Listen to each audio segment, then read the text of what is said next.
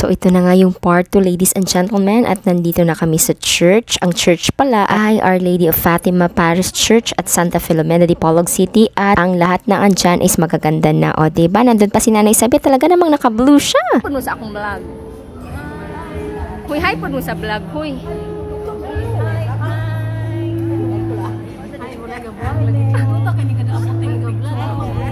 Sila pala ang friends and kapamilya ng groom, Langob, Calamba. O, diba? Nagpunta talaga sila dito pala mag-celebrate ng kasal ni John Greg, at syempre ang dalawang mga dilag andyan pa rin. Nahalata nyo ba or ako lang ba na yung makeup nila is natural lang talaga? Parang hindi nag-makeup, natural beauty lang talaga. Ang ganda mag-blend na ano talaga nila, makeup artist. At ayan na nga ang mga principal sponsors, ready na silang mag-mart.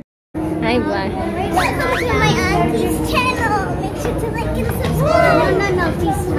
O, diba, napaka-supportive ng aking pamangkin na si Johanna, at andyan na nga si Kayos, ready na sila, prepare na nga ng wedding coordinator, at ayan na, binigay na nga yung coins, yung Bible, at saka yung ring. Si Kayos pala is coin bearer, at ayan na nga si Mr. MC, nag-umpisa na siyang magsalita kasi nag-uumpisa na, pakinggan natin. Love is a miraculous gift from God. Therefore, pagkatapos nga ng MC magsalita, isudyat na para mag-marcha na yung mga principal sponsors. At talaga namang naka-sunglasses pa siyang pumaso. O, diba? Tapos yan naman si Mommy Perlitz with Daddy Edgardo. Pagkatapos nga ng principal sponsors is yung secondary sponsors naman. At sa punto pong ito, mag-march na ang parents of the groom. Yan, o, diba? Sa unang video, sa part 1 is wala pa siyang makeup. Pero tingnan nyo siya ngayon. O, siya na ang parang sumali sa Miss Purok Tipo 1980.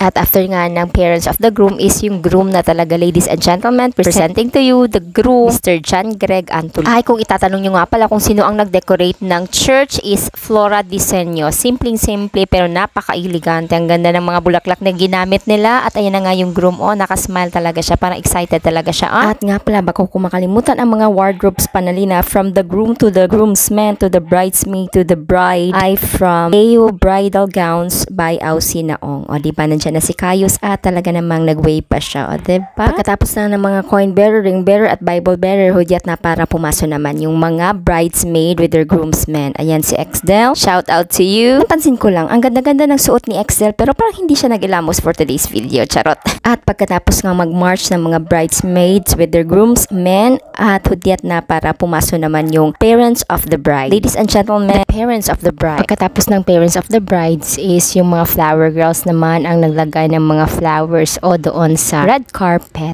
O, yan si Mara ang nauna with Nib and Axie, Johanna, at yung huling flower girls is si Alea na pamangkin ng bride. Pagkatapos nga ng mga flower girls, yung banner naman hudyat na nga para mag-walk down the aisle na ang ating bride. For today's video, ayan na nga yung mga banner na nagdala ng Here Comes the Bride, and then may pausok-usok pa siyang effect. O, ang ganda. Parang nasa heaven lang. Charot. Tinanong ko pala ang designer kung anong tawag dyan sa pausok-usok na yan. Sinabi niya sa akin, pero talagang nakalimutan ko, hindi ko na alam. I-comment nyo na lang kung alam nyo kung ano yung tawag dyan sa pausok-usok na yan. Tarang! Here comes the bride! Ladies and gentlemen, let me introduce to you the bride, Mary Risa Claire Galliano.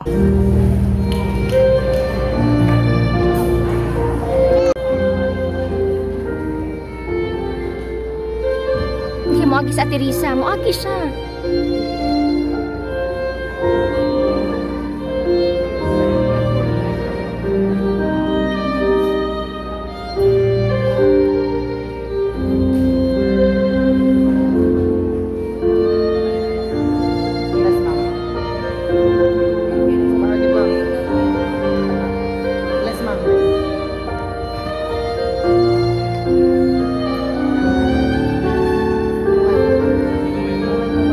At ayan na nga, ihahatid na ng parents of the bride yung kanilang unika iha going to the groom. At today is the last day para gagamitin niya yung kanyang Galliano. Magiging Mrs. Antolin na siya. Puro-puro na yung mga kilid niya.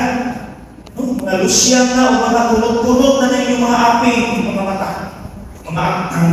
Ang kanilang officiating priest pala is si Father Dagpin, kung hindi ako nagkakamali. At pagkatapos nga ng wedding is ceremony is picture-picture na. O siya, sige, hanggang dito na lang. Maraming salamat sa inyong panonood. Maraming salamat. May part 3 pa ito. Did you want to like and follow?